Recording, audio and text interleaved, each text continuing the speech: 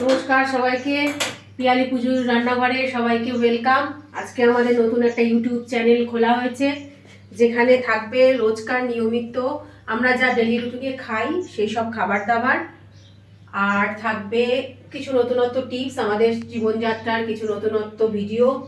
আমরা ইউটিউবে নতুন, আমাদের জীবনযাত্রায় কোনো সেরকম চাকচিক্য কিছু তুলে ধরার মতো নেই।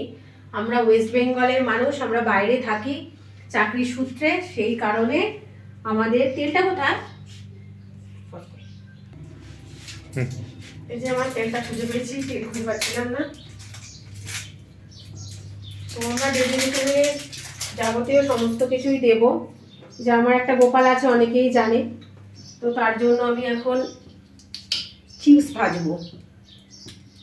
আমাদের ঘোরার ভিডিও অনেকেই দেখেছে, আমাদের ঘুরে আসার পরে শরীরটা কারোরই ঠিকঠাক ভালো যাচ্ছে না, তো হালকা খাবার দাবার খাচ্ছি।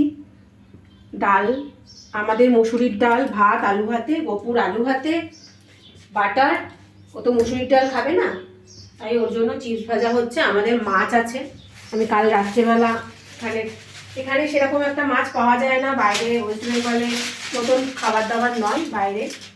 তো মাছ আমরা নিয়ে এসেছি, কাতলা মাছ, আমি এটা দেখাবো এটা হয়ে যাওয়ার পরে। যেহেতু আমার সব আঁশ নিরামিষ আলাদা আলাদা, আমাকে খুব এটা মেনটেন করে চলতে হয়। যারা আমাকে চেনে জানে, আমাকে বলে সবাই ছুচি বাড়ি, আমি ভীষণ, কিন্তু এটা আমাকে করতে হয়।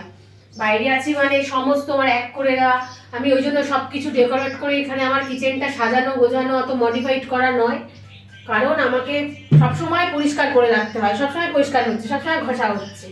তো সেই কারণে যেহেতু আমার গোপাল আছে, আমি গোপালকে এরকমভাবে ভগবানের মতন রোজ ভোগ প্রসাদ চড়াই না, আমি ছেলের মতন ওকে সন্তানের মতন মানুষ করি, ওইভাবে থাকে, খাওয়া দাওয়া করি। সেই কারণে আমাকে পরিষ্কার রাখতে হয়, আঁশ নিরামিষ সমস্ত কিছুই আলাদা আলাদা করে রান্না করতে হয়, আর সবসময় আমাকে হাত দিতে হয়, সবসময় আমাকে হাত দিতে হয়। আমার বড় বলে যে বাইরে জলের খুব প্রবলেম, তুই এত জল খরচা করিস, কিন্তু আমার কিছু করার নেই, জল জল আমাকে বলে, আমার হাত দুটো নাকি জলে জলে হয়ে যাচ্ছে, কিন্তু কি করা যাবে, এখন করতে হবে এগুলো। তো দেখা যাক। আমি এই যে আমার এই তো তৈরি করা চিপস, এই যে আমি এগুলো বাড়িতে তৈরি করেছি, আলু বয়েল করে নুন দিয়ে রোদে শুকিয়ে, এটা অনেকেই করে, অনেকেই জানে। এই যে আমি এটা করে এখানে আমি প্লাস্টিকে স্টোর করে রেখেছি।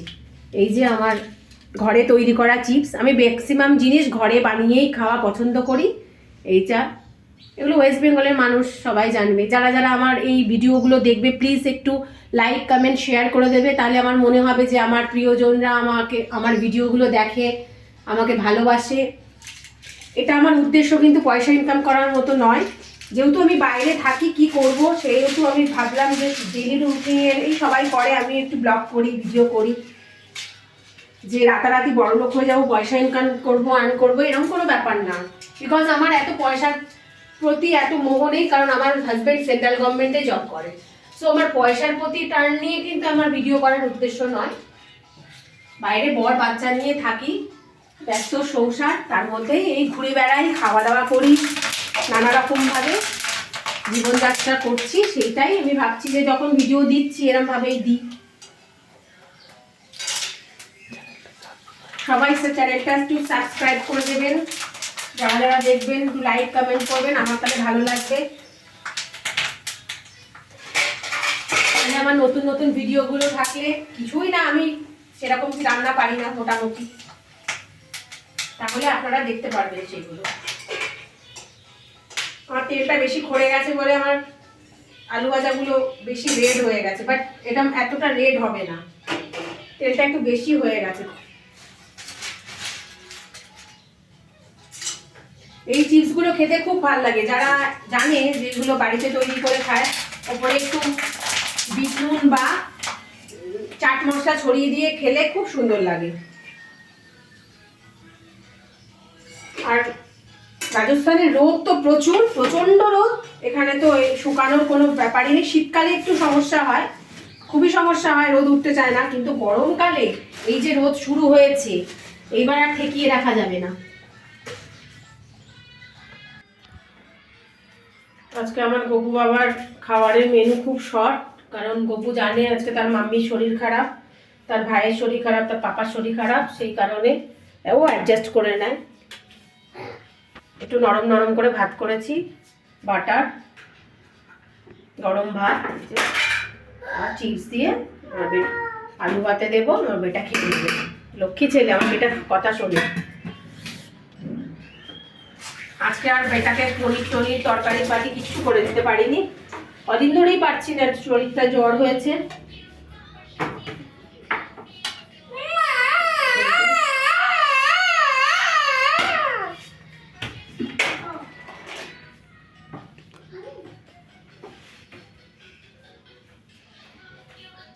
বড় ছেলে খাওয়ার পরে ছোট ছেলে আবার খাবে। ছোট ছেলের মাছ আছে তো, সেই কারণে বড় ছেলেকে এখানে আগে খাইয়ে নিচ্ছি। বড় ছেলে ওদিকে টেবিলের যা অবস্থা করেছে, ছোট ছেলে আর টেবিলে ছোট ছেলে যা করেছে, বড় ছেলে আর টেবিলে যেতে পারছে না। আজকে রান্নাঘরে এই জন্য গপুকে খাওয়াতে হচ্ছে, তো টেবিলে বসে খায়, কিন্তু আজকে যা খেলনা দিয়ে ভরিয়ে রেখেছে।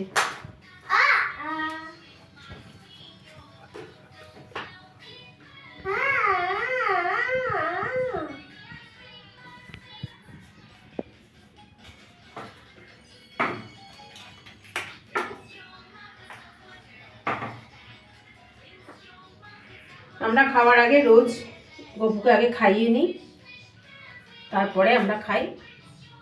গপুর খাবারটাও আমরা খেয়ে নিই।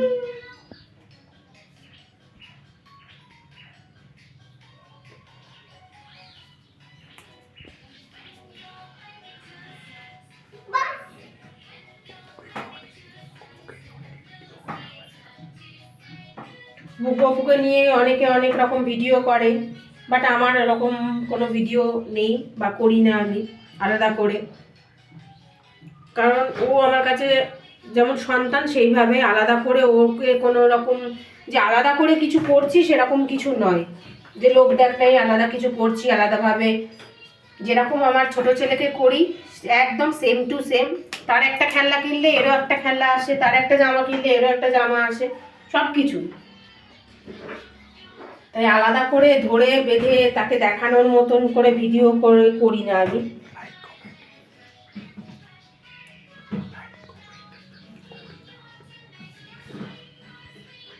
আমি লাইক কমেন্টের জন্য কিছু করি না, লোক নাই, লোককে দেখাচ্ছি।